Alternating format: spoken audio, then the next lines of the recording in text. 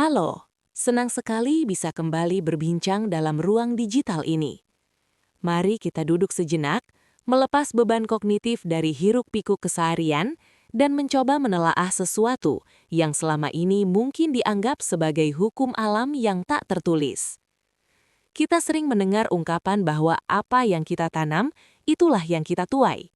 Sebuah narasi yang menenangkan, seolah semesta memiliki buku kas raksasa yang mencatat setiap perilaku manusia dengan tinta emas atau merah. Namun, sebelum kita melangkah lebih jauh ke dalam labirin logika ini, saya ingin memberikan sedikit catatan pembuka.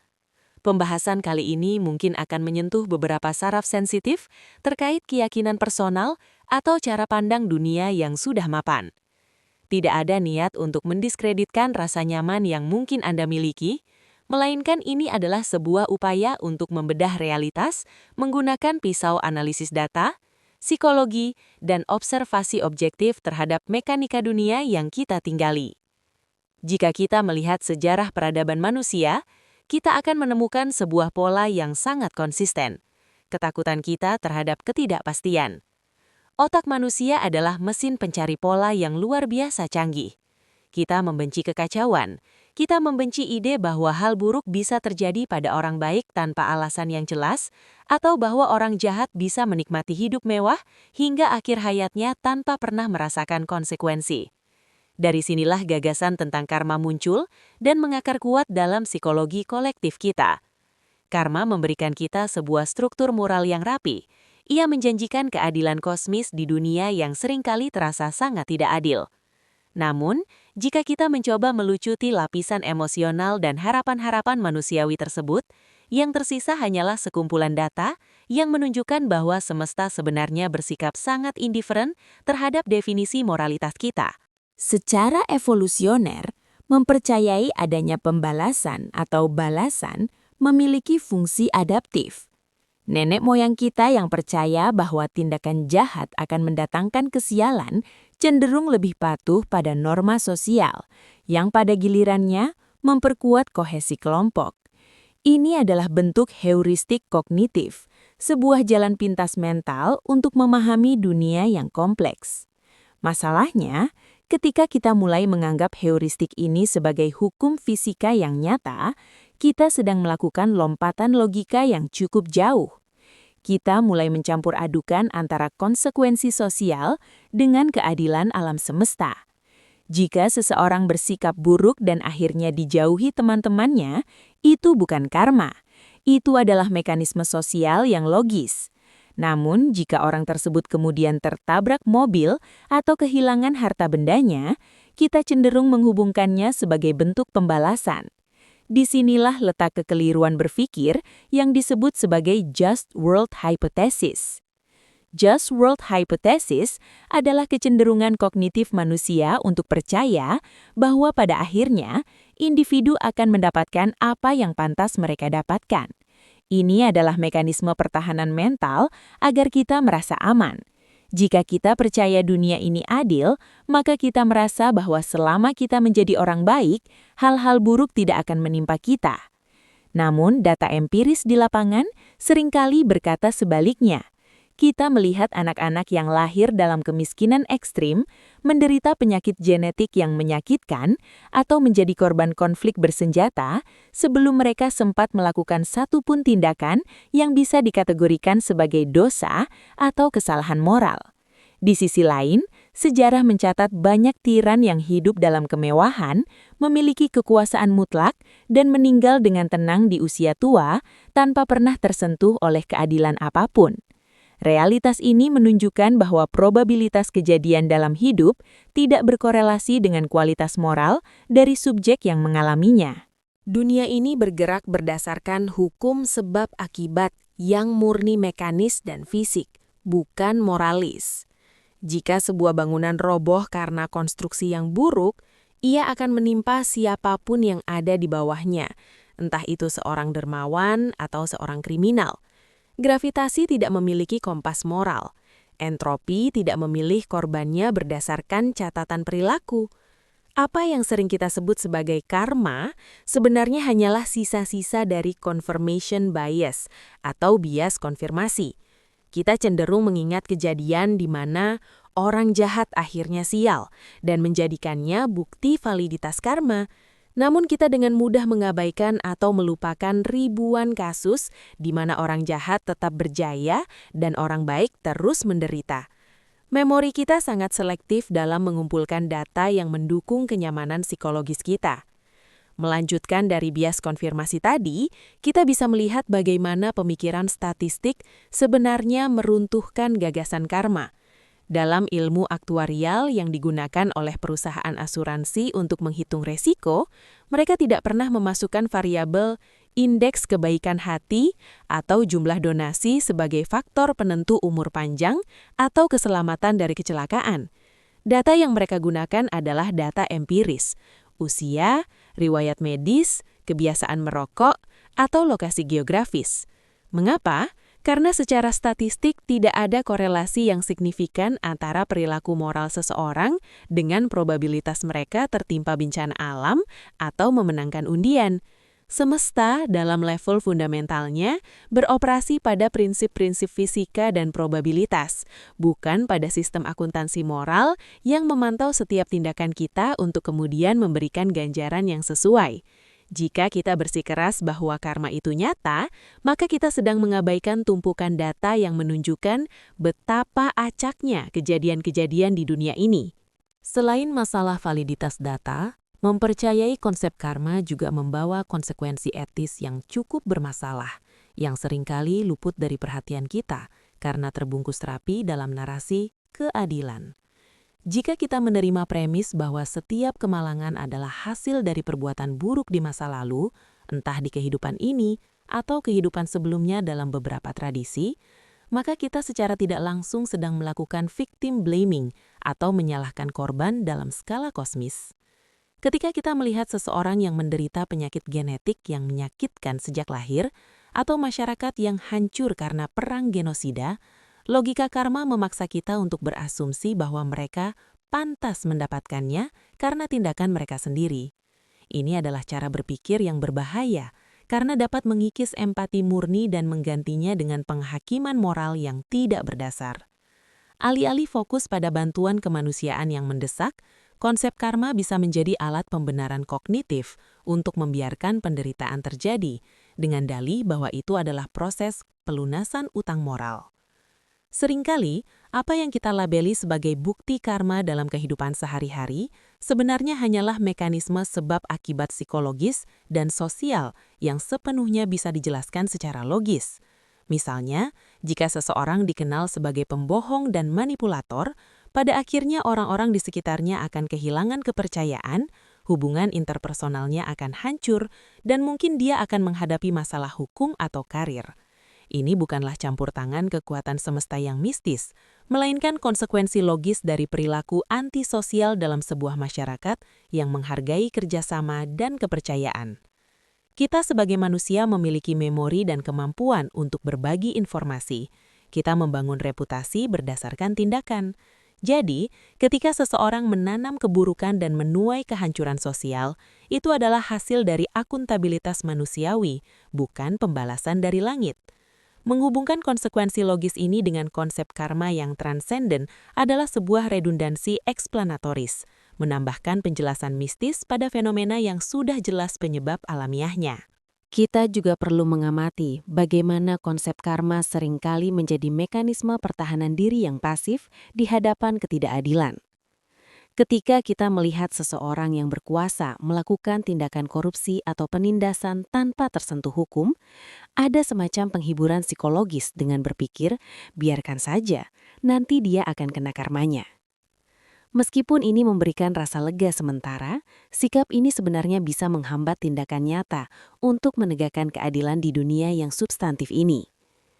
Berharap pada keadilan kosmis seringkali menjadi alasan untuk tidak memperjuangkan keadilan sosial, hukum, dan politik di sini dan saat ini. Kita melimpahkan tanggung jawab untuk mengoreksi kesalahan masyarakat kepada sebuah sistem imajiner yang tidak memiliki rekam jejak empiris dalam menegakkan keadilan secara konsisten. Akibatnya, status quo yang tidak adil bisa bertahan lebih lama karena kita memilih untuk menunggu pembalasan alam daripada bertindak secara kolektif untuk melakukan perubahan. Dalam banyak kasus, apa yang kita persepsikan sebagai karma juga merupakan bentuk pattern-nicity atau apofenia, kecenderungan otak manusia untuk mencari pola dan makna dalam data yang sebenarnya acak. Kita hidup di dunia yang penuh dengan peristiwa yang tidak saling terkait. Namun ketika dua peristiwa terjadi berdekatan dan tampaknya memiliki hubungan moral, misalnya seseorang baru saja menipu orang lain dan kemudian ban mobilnya bocor, otak kita dengan cepat menghubungkan keduanya sebagai sebab akibat yang bermakna. Kita mengabaikan fakta bahwa ban mobil bisa bocor kapan saja karena paku di jalan, terlepas dari apa yang baru saja dilakukan pengemudinya. Kita cenderung mengingat kejadian yang mendukung narasi karma dan melupakan ribuan kejadian lain di mana tidak ada hubungan antara moralitas dan keberuntungan. Ini adalah error kognitif yang wajar, namun menjadikannya sebagai landasan pemahaman dunia adalah tindakan yang tidak kritis. Lebih jauh lagi, jika kita ingin membedah karma sebagai sebuah hukum alam, kita akan menabrak satu tembok besar, relativitas moralitas manusia. Hukum fisika bersifat universal, gravitasi di Jakarta sama dengan gravitasi di London, dan ia tidak peduli pada siapa yang menjatuhkan benda tersebut.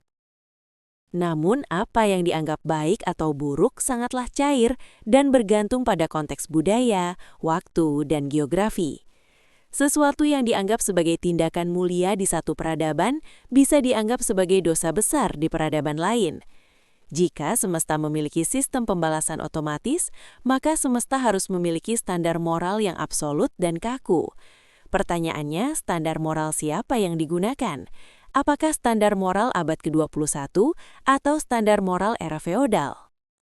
Ketiadaan konstanta moral universal ini menunjukkan bahwa gagasan tentang ganjaran kosmis hanyalah proyeksi dari nilai-nilai manusia yang kita paksakan pada alam semesta yang sebenarnya netral secara nilai.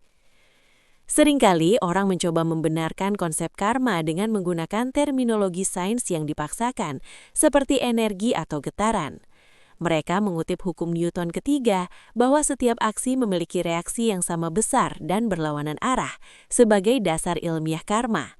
Namun ini adalah sebuah false analogy atau analogi yang keliru. Hukum Newton berbicara tentang gaya fisik dalam satuan Newton, bukan tentang niat atau perilaku etis. Tidak ada bukti dalam fisika kuantum maupun mekanika klasik yang menunjukkan bahwa sebuah niat buruk menghasilkan partikel atau gelombang tertentu yang bisa memantul kembali ke subjek asalnya melalui peristiwa-peristiwa malang.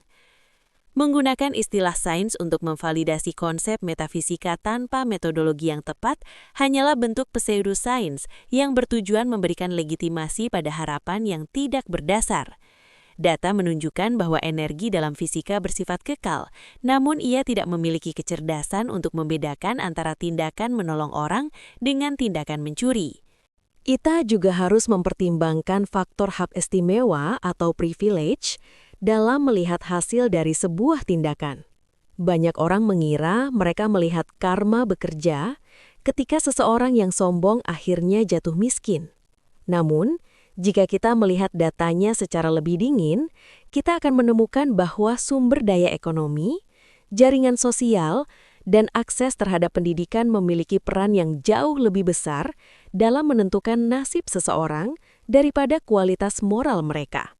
Seseorang yang lahir di lingkungan dengan akses kesehatan yang baik dan keamanan finansial akan lebih mudah menghindari banyak kemalangan hidup dibandingkan seseorang yang lahir dalam kemiskinan, terlepas dari seberapa baik atau buruk perilaku mereka.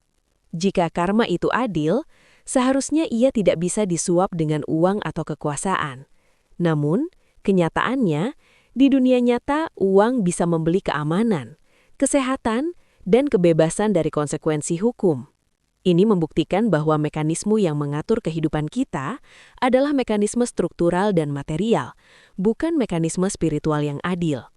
Ada pula fenomena yang disebut survivorship bias yang sering mengaburkan persepsi kita tentang keberuntungan dan karma. Kita sering mendengar cerita tentang pengusaha sukses yang mengklaim bahwa kesuksesannya adalah hasil dari kejujuran dan kerja keras, semacam karma baik.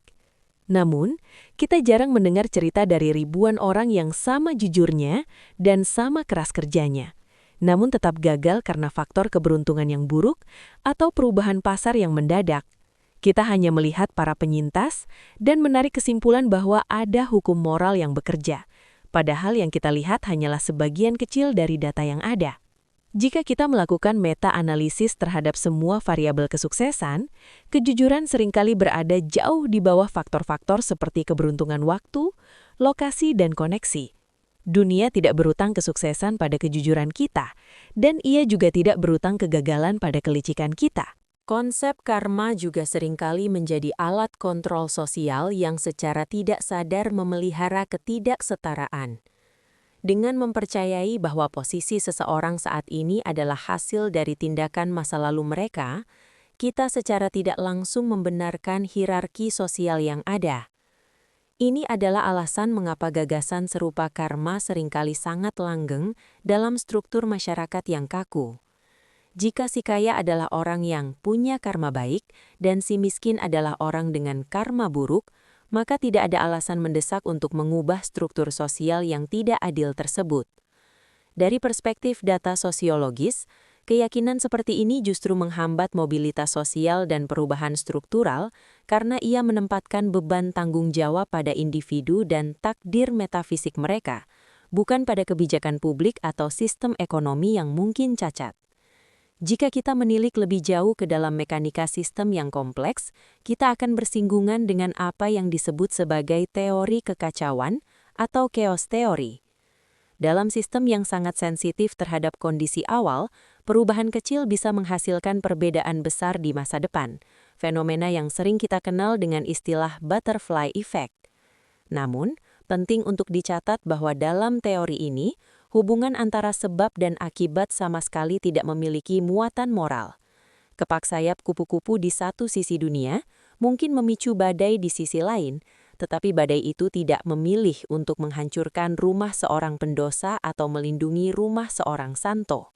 Kejadian-kejadian besar dalam hidup kita seringkali adalah hasil dari akumulasi ribuan variabel acak yang saling bersilangan. Mengasumsikan bahwa rangkaian peristiwa fisik yang rumit ini sengaja disusun untuk memberi kita pelajaran moral adalah bentuk antroposentrisme, sebuah kecenderungan manusia untuk merasa bahwa dirinya adalah pusat dari perhatian alam semesta. Mari kita bicara tentang lotre genetik. Sains menunjukkan bahwa banyak dari apa yang kita anggap sebagai keberuntungan atau kemalangan dalam hidup sebenarnya sudah ditentukan sejak saat pembuahan, melalui kombinasi DNA yang sepenuhnya acak. Seseorang bisa lahir dengan kecerdasan tinggi, fisik yang kuat, atau kerentanan terhadap penyakit kronis tertentu. Tidak ada mekanisme biologis yang menghubungkan urutan nukleotida dalam sel kita dengan perilaku moral nenek moyang kita atau tindakan kita di masa lalu. Mutasi genetik terjadi karena kesalahan penyalinan kimiawi yang bersifat stokastik, bukan karena intervensi etis. Jika kita memaksakan narasi karma ke dalam realitas biologis ini, kita akan sampai pada kesimpulan yang absurd dan kejam bahwa seorang bayi yang lahir dengan cacat bawaan sedang membayar sesuatu. Data genetika justru memberikan perspektif yang lebih membebaskan, bahwa penderitaan fisik seringkali hanyalah variasi statistik dalam evolusi, bukan sebuah hukuman. Dalam dunia statistik, ada fenomena yang dikenal sebagai regression to the mean atau regresi menuju rata-rata. Fenomena ini seringkali disalahartikan sebagai karma. Jika seseorang mengalami serangkaian kejadian yang sangat luar biasa buruk, secara statistik kemungkinan besar kejadian berikutnya akan lebih mendekati rata-rata, alias lebih normal atau bahkan baik. Sebaliknya, setelah masa kejayaan yang luar biasa, penurunan performa adalah hal yang wajar secara matematis. Manusia sering melihat pembalikan nasib ini sebagai roda yang berputar atau balasan, padahal itu hanyalah distribusi probabilitas yang kembali ke titik tengahnya. Kita memberikan narasi puitis pada fluktuasi data yang sebenarnya sangat mekanis. Dunia tidak sedang mencoba menyeimbangkan neraca moral kita. Ia hanya sedang bergerak mengikuti kurva lonceng statistik. Sebenarnya, Ada paradoks menarik jika kita melepaskan kepercayaan pada karma. Tindakan baik kita justru menjadi jauh lebih bermakna. Jika seseorang melakukan kebaikan karena percaya bahwa ia akan mendapatkan pahala atau menghindari kualat, maka tindakan tersebut sebenarnya bersifat transaksional. Ada motif tersembunyi berupa keuntungan pribadi di masa depan. Namun, jika kita menerima bahwa semesta ini indifferent dan karma itu tidak nyata, maka setiap tindakan menolong, setiap empati, dan setiap pengorbanan yang kita lakukan menjadi murni sebagai bentuk pilihan etis manusiawi. Kita berbuat baik bukan karena takut pada hukuman kosmis atau berharap pada imbalan metafisik, melainkan karena kita menghargai martabat manusia dan ingin mengurangi penderitaan di dunia yang kita tahu sangat acak ini. Ketiadaan karma menuntut kedewasaan moral yang lebih tinggi, di mana tanggung jawab sepenuhnya ada di tangan kita, bukan pada sistem otomatis di luar sana. Percaya pada karma juga secara halus memupuk bentuk narsisme kognitif. Hal ini membuat seseorang merasa bahwa setiap kejadian buruk yang menimpa orang lain adalah tentang pelajaran yang pantas mereka terima. Dan setiap keberuntungan yang mereka dapatkan adalah karena mereka orang baik. Ini adalah cara untuk memvalidasi ego. Data psikologis menunjukkan bahwa orang yang sangat percaya pada just world hypothesis cenderung kurang memiliki rasa welas asih terhadap kelompok marginal atau korban sistemik, karena secara bawah sadar mereka menganggap posisi orang-orang tersebut adalah hasil dari karma mereka sendiri. Dengan meruntuhkan tembok ilusi ini, kita sebenarnya sedang membuka pintu bagi solidaritas sosial yang lebih tulus, yang didasarkan pada pemahaman bahwa kita semua sama-sama rentan terhadap ketidakpastian dunia, tanpa peduli seberapa suci catatan perilaku kita. Jika kita bersedia menatap realitas dengan lebih jujur, kita akan menyadari bahwa keberadaan institusi hukum dan sistem peradilan manusia sebenarnya adalah bukti paling nyata bahwa karma itu tidak ada. Jika semesta memang memiliki mekanisme otomatis untuk menghukum yang jahat dan mengupah yang baik, kita tidak akan membutuhkan polisi, hakim, atau pengacara. Kita membangun sistem hukum karena kita sadar bahwa tanpa campur tangan manusia yang terorganisir, ketidakadilan akan terus melenggang bebas. Hukum adalah upaya artifisial kita untuk menciptakan karma yang tidak disediakan oleh alam. Data sejarah hukum menunjukkan bahwa peradaban yang paling maju adalah peradaban yang berhasil membangun sistem akuntabilitas manusiawi yang transparan, bukan peradaban yang paling kuat memegang teguh keyakinan pada pembalasan gaib. Keadilan adalah produk kerja keras sosiopolitik, bukan residu dari kehendak kosmis. Satu hal yang seringkali mengaburkan logika kita adalah faktor waktu. Kita sering mendengar narasi tentang karma yang tertunda.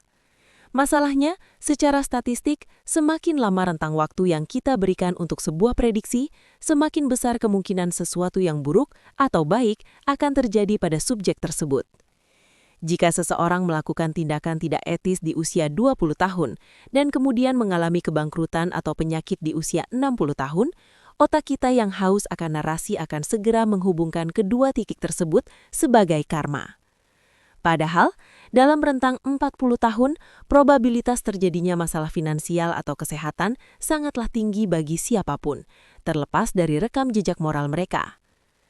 Mengaitkan dua peristiwa yang terpisah puluhan tahun tanpa mekanisme kausalitas yang jelas adalah bentuk kesalahan logika post hoc ergo propter hoc. Mengasumsikan bahwa karena B terjadi setelah A, maka A pasti penyebab B. Kita juga perlu mewaspadai bagaimana gagasan tentang karma bertransformasi dalam budaya modern menjadi apa yang sering disebut sebagai toxic positivity atau spiritualitas kemakmuran. Dalam narasi ini, kesuksesan finansial dan kebahagiaan dianggap sebagai indikator bahwa seseorang memiliki getaran positif atau karma baik. Sebaliknya, kegagalan dianggap sebagai akibat dari pikiran negatif atau karma buruk. Data ekonomi global secara konsisten membantah hal ini. Kita tahu bahwa faktor-faktor sistemik seperti inflasi, kebijakan fiskal, dan krisis global berdampak pada kesejahteraan jutaan orang tanpa mempedulikan seberapa positif pikiran mereka atau seberapa baik perilaku mereka. Memaksakan narasi karma ke dalam ranah ekonomi hanya akan menciptakan rasa bersalah yang tidak perlu pada mereka yang menjadi korban dari sistem yang memang tidak adil sejak awal. Mari kita pertimbangkan pula aspek biodiversitas di luar spesies manusia. Jika karma adalah hukum universal, apakah ia juga berlaku bagi hewan di hutan rimba? Apakah seekor predator yang memangsa anak rusa sedang mengumpulkan karma buruk? Dan apakah anak rusa tersebut sedang menerima balasan atas sesuatu? Tentu saja tidak. Kita melihat itu sebagai rantai makanan, sebuah mekanisme biologi untuk keberlangsungan energi. Namun, entah mengapa ketika sampai pada spesies manusia, kita merasa perlu menambahkan lapisan moralitas pada mekanisme bertahan hidup dan interaksi sosial kita. Pemisahan logika ini menunjukkan bahwa karma hanyalah sebuah konsep antroposentris, sebuah gagasan yang diciptakan oleh manusia, untuk manusia, dan hanya berlaku dalam imajinasi kolektif manusia. Semesta yang lebih luas, dari partikel subatomik hingga galaksi yang menjauh, beroperasi dalam keheningan moral yang mutlak. Dalam perspektif eksistensialisme yang didukung oleh observasi objektif, ketiadaan karma sebenarnya memberikan kita kebebasan yang luar biasa, namun sekaligus tanggung jawab yang berat. Kita hidup di dunia yang absurd, di mana hal-hal luar biasa bisa terjadi pada orang yang mengerikan, dan tragedi bisa menimpa mereka yang paling tulus. Tanpa adanya jaring pengaman bernama karma, kita dipaksa untuk menjadi dewasa secara intelektual. Kita berhenti berharap pada keadilan otomatis dan mulai menyadari bahwa jika kita ingin dunia yang lebih adil, kitalah yang harus menciptakannya. Data sosiologis mengenai aktivisme dan perubahan sosial menunjukkan bahwa kemajuan hak asasi manusia dan kesejahteraan tidak datang dari orang-orang yang menunggu karma bekerja, melainkan dari mereka yang berani mengintervensi realitas yang tidak adil tersebut dengan aksi nyata. Menerima kenyataan bahwa karma hanyalah sebuah konstruksi manusia, bukan hukum universal, sebenarnya membawa kita pada sebuah titik kedewasaan intelektual yang membebaskan. Kita berhenti memandang dunia melalui lensa ketakutan akan hukuman atau harapan akan imbalan yang tidak pernah terbukti secara empiris. Data psikologis menunjukkan bahwa individu yang mampu menerima ketidakpastian dan keacakan hidup cenderung memiliki resiliensi atau ketangguhan mental yang lebih kuat. Mereka tidak hancur ketika hal buruk terjadi karena mereka tidak merasa sedang dihukum oleh semesta. Sebaliknya, mereka melihat tantangan sebagai variabel hidup yang harus dikelola dengan rasionalitas dan tindakan nyata. Memahami bahwa dunia ini indiferen bukan berarti kita harus menjadi nihilistik. Justru, ini adalah undangan untuk mengisi kekosongan makna tersebut dengan nilai-nilai kemanusiaan yang kita pilih sendiri secara sadar. Pada akhirnya, narasi tentang karma yang selama ini kita dengar hanyalah upaya romantis manusia untuk merapikan realitas yang berantakan. Namun, jika kita bersedia menelusuri tumpukan data dari sejarah, statistika, biologi, hingga sosiologi, kita akan menemukan sebuah pola yang konsisten, bahwa keadilan tidak terjadi secara otomatis. Keadilan adalah sesuatu yang harus diupayakan, diperjuangkan, dan ditegakkan melalui sistem-sistem yang kita bangun sebagai masyarakat. Dunia tidak memiliki memori, ia tidak memiliki buku catatan, dan ia tidak memiliki rencana untuk membalas dendam atau memberikan hadiah. Yang ada hanyalah kita, manusia, dengan kemampuan untuk berpikir kritis, berempati, dan bertindak. Dengan melepaskan beban ekspektasi pada karma, kita justru menjadi lebih jujur dalam berbuat baik, karena kita melakukannya bukan untuk mengamankan nasib kita sendiri di masa depan, melainkan karena itu adalah hal yang benar untuk dilakukan bagi sesama makhluk yang sama-sama berjuang di tengah keacakan semesta ini. Terima kasih sudah menyimak eksplorasi pemikiran ini hingga akhir. Diskusi tentang realitas yang seringkali kontraintuitif memang menuntut keterbukaan pikiran yang luar biasa. Dan keberadaan Anda di sini menunjukkan bahwa Anda adalah bagian dari mereka yang berani mempertanyakan narasi-narasi lama demi pemahaman yang lebih tajam. Jika Anda merasa perspektif berbasis data dan logika seperti ini memberikan nilai baru bagi cara Anda memandang dunia, jangan ragu untuk memberikan apresiasi melalui jempol ke atas dan bagikan pemikiran Anda di kolom komentar. Mari kita terus merawat nalar di tengah arus informasi yang seringkali emosional. Jangan lupa untuk menekan tombol subscribe dan nyalakan lonceng notifikasi agar tidak ketinggalan pembahasan-pembahasan mendalam lainnya hanya di channel Silent Majority. Bagi Anda yang ingin mendukung keberlangsungan riset dan produksi konten kami secara lebih mendalam, kami mengundang Anda untuk bergabung menjadi bagian dari membership Silent Majority. Dengan bergabung menjadi member, Anda akan mendapatkan akses ke video-video khusus yang tidak dipublikasikan untuk umum, serta mendapatkan akses awal untuk setiap video terbaru kami sebelum dirilis secara luas. Dukungan Anda sangat berarti bagi kami untuk terus menyajikan konten yang intelektual, jujur, dan berani. Sampai jumpa di video berikutnya, dan mari terus berpikir.